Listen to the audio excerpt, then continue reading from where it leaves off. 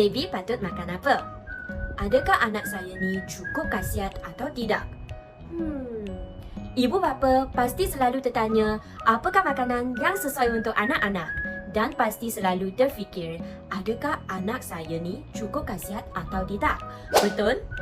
Jadi, jangan risau. Video ini sememangnya untuk anda, untuk membantu menyelesaikan segala pertanyaan. Apakah itu makanan seimbang? Makanan seimbang adalah pengambilan makanan yang berkhasiat, berzat dan makanan cukup untuk keperluan tubuh badan. Kecuaian ibu bapa yang menyediakan makanan tidak sewajarnya kepada anak-anak akan melemahkan imunisasi mereka.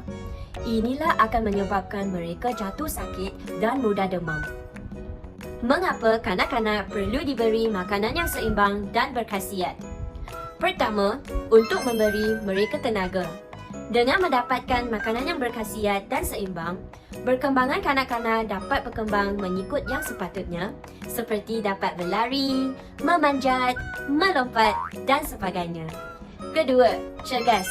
Apabila kanak-kanak mendapat makanan yang seimbang, mereka akan jadi lebih cergas dan memberi perhatian terhadap apa yang dilakukan. Ketiga, bertindak balas. Kanak-kanak dapat memberi tindak balas yang lebih baik semasa dipanggil atau mendapat arahan. Keempat, kulit yang licin dan lembut. Kulit kanak-kanak tidak akan jadi kasar atau dijangkiti penyakit. Kelima, mata yang bersinar. Mata kanak-kanak akan jadi lebih terang dan memperlihatkan kesihatan yang baik. Keenam, pembesaran yang normal. Makanan yang berkhasiat dapat membina otot-otot dan tulang yang kuat. Dan yang terakhir, memelihara suhu badan. Makanan yang seimbang dapat menyebabkan suhu badan terpelihara melalui perpeluhan atau air kencing.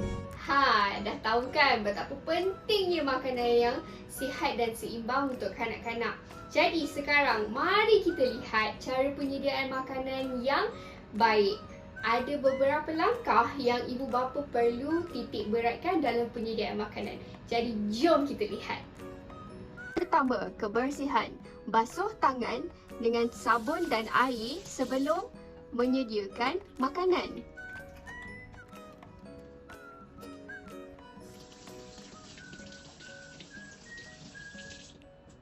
Pastikan alat-alat seperti pisau, pinggan, mangkuk dan lain-lain peralatan dalam keadaan bersih dan selamat digunakan.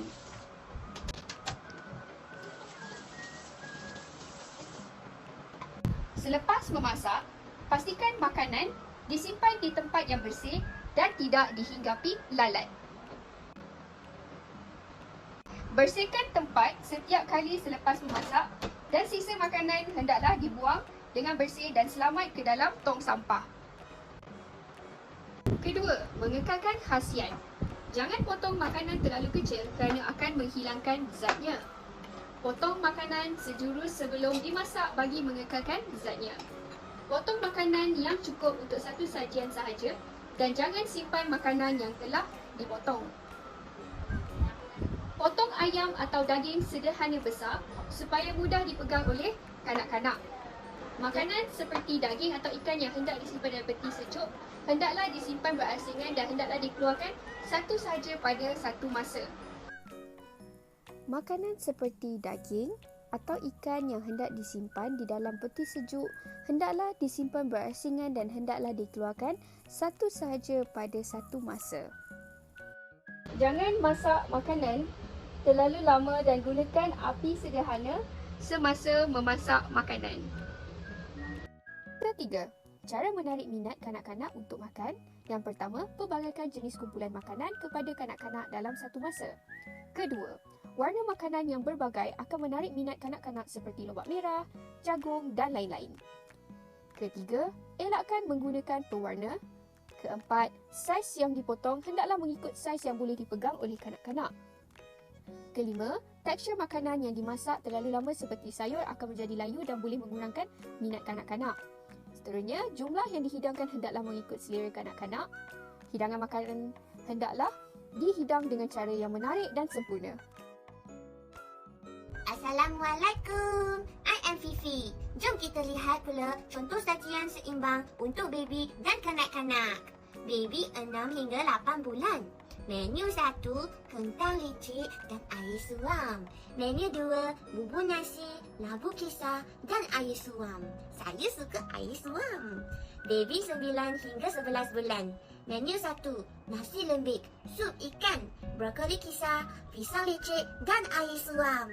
Menu 2, bubur nasi, isi ikan dikisar, bayam kisar, buah petik licik dan air suam. Kanak-kanak setahun hingga 2 tahun. Menu 1, kita makan nasi lembik, ikan kukus, sup sayur, buah petik dan air suam. Menu 2, bubur nasi, kentang, lobak merah, buah pisang dan air suam. Kanak-kanak 3 hingga 4 tahun, macam saya, Fifi. Menu 1, mix sup ayam dan kentang, buah anggur dan air sirap. Menu 2, nasi putih, ayam bakar, sup cendawan, buah tempikai dan air suam. Para ibu bapa di luar sana, adakah yang punya masalah yang sama di mana anak-anak tidak mahu makan dan sangat susah nak makan? Hari ini saya akan beritahu cara-cara untuk mengatasi dan menghindari masalah-masalah ini dengan beberapa cara yang sangat mudah. Jadi jom kita lihat. Mana ni? Jom. Pertama, variasikan menu makan. Anak-anak pasti teruja apabila melihat makanan yang pelbagai. Kedua, ceriakan sesi makan. Perbaikan warna makanan dan cara persembahan. Ibu-ibu juga boleh melibatkan anak-anak ketika membeli bahan masakan dan juga ketika sesi penyediaan makanan. Tidak makan sayur. Tak nak makan. Kenapa? Sebab ini bagus. Berhasiat makan. Cuba. Ketiga, jangan putus asa dalam mencuba. Teruskan usaha. Ibu-ibu dan bapa-bapa perlu sentiasa menyokong antara satu sama lain. Keempat, sediakan bahagian yang kecil sahaja. Dengan menyediakan bahagian yang kecil, anak-anak akan bersemangat untuk menghabiskannya. Kelima, hidangan sampingan yang berkhasiat. Selitkan sepotong, 2 brokoli atau lobak merah ke dalam makanan anak anda. Keenam, jangan memaksa tetapi tegas. Jangan terlalu keras tetapi perlu tegas agar anak tidak banyak dalih ketika makan. Makanan adalah sumber asas bagi perkembangan setiap individu. Kekurangan pengambilan makanan yang berkhasiat akan menyebabkan perkembangan kanak-kanak terdedah kepada risiko maut, perkembangan fizikal dan mental terpantut dan juga terdedah kepada jangkitan penyakit. Oleh itu, kita hendaklah memberi perhatian yang wajar terhadap penyediaan makanan.